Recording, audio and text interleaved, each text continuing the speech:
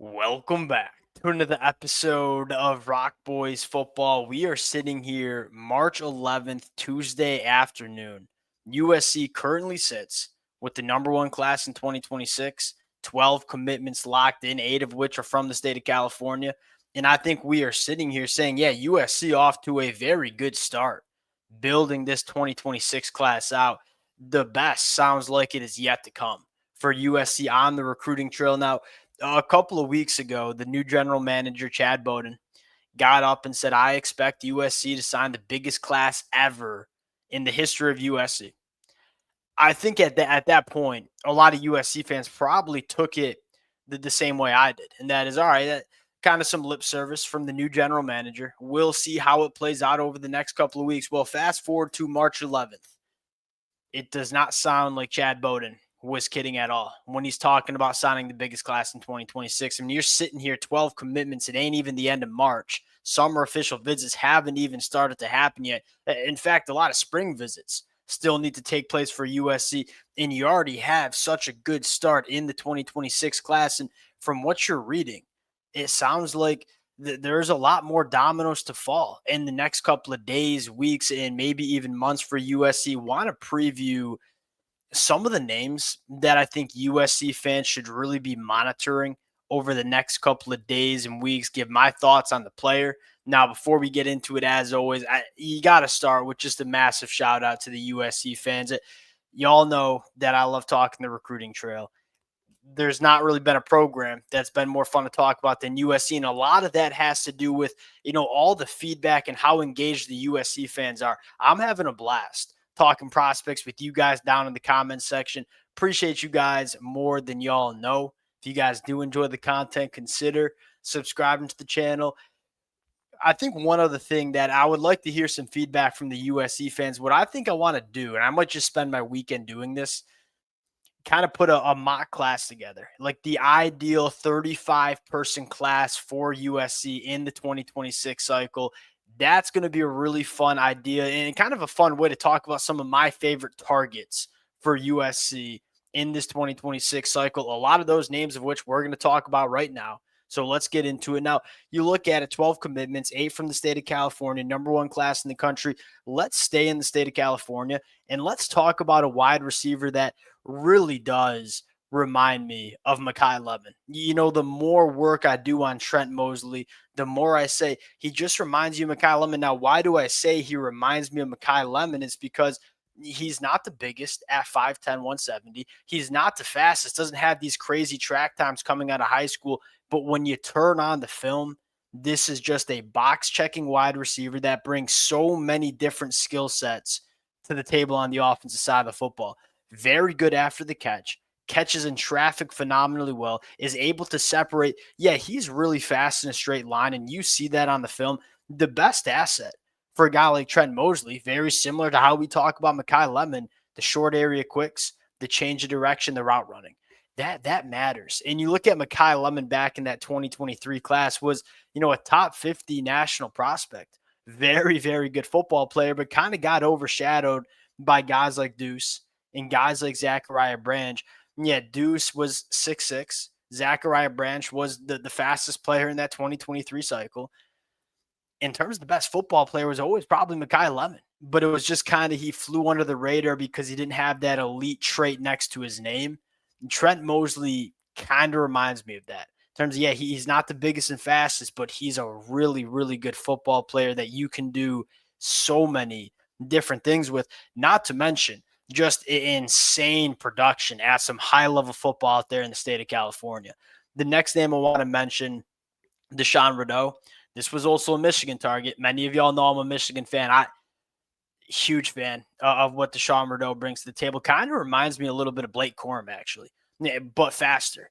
5'10", probably not even 5'10". He looks closer to 5'9", 200 pounds, really thick lower half. The first thing that kind of jumps out to you about Deshaun Rideau is a 10-4 in the 100-meter dash. I mean, you're talking about one of the fastest players, not only fastest running backs, talking about one of the fastest players in the country in the 2026 cycle.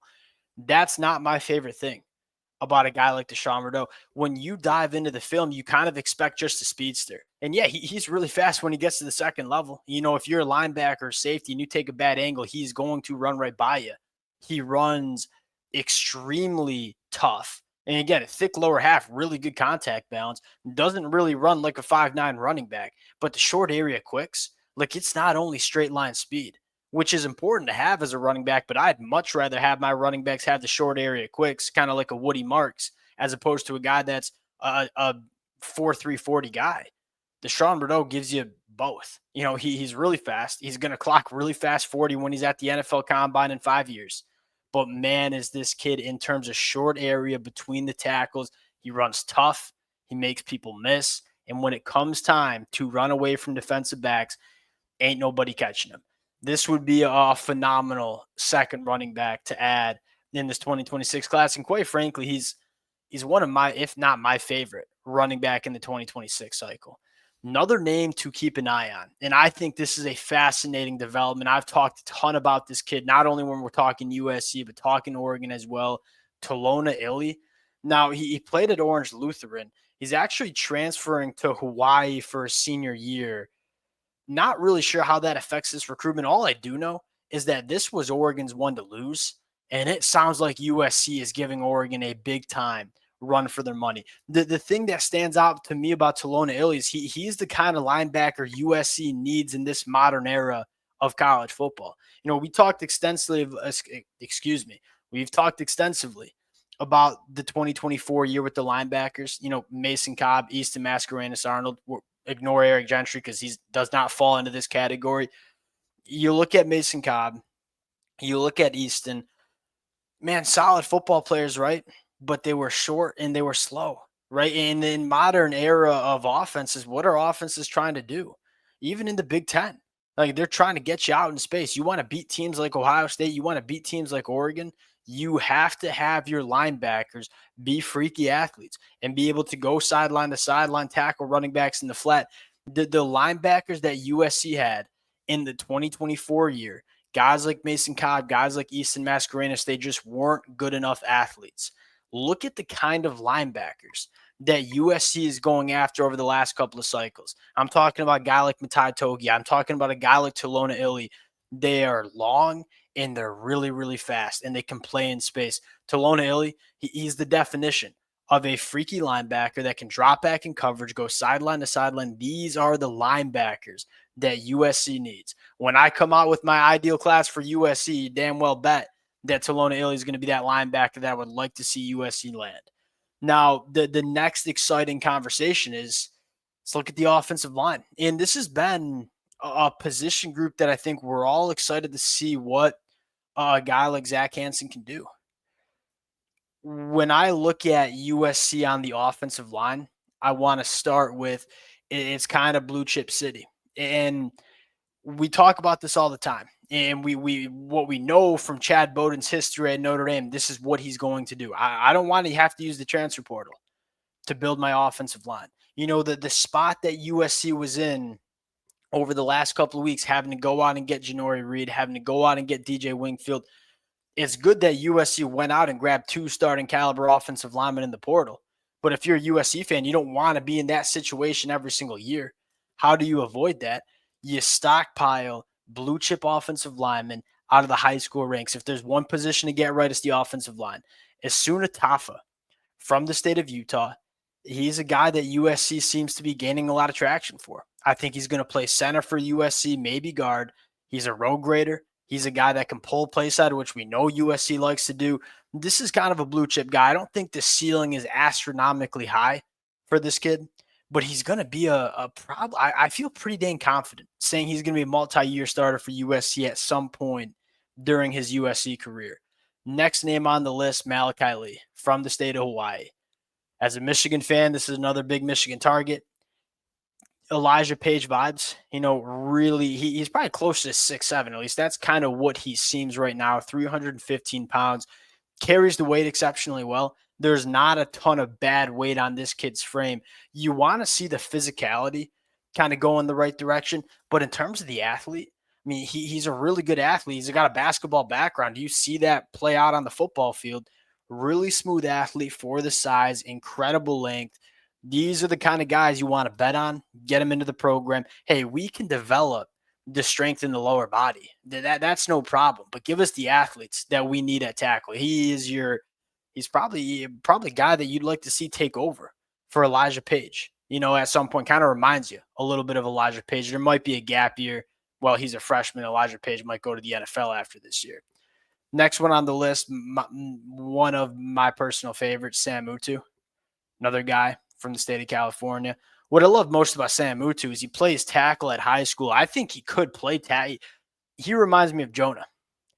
Jonah was a good enough athlete to play tackle and played some pretty damn good tackle for USC over the years, but his best position's probably on the inside at guard. Get these guys in your building. He could give you tackle reps. How big of an asset was a guy like Jonah where you probably wanted him to play guard, but you needed him to play tackle, and he went out and kicked out to both sides at tackle at points and played really well for USC.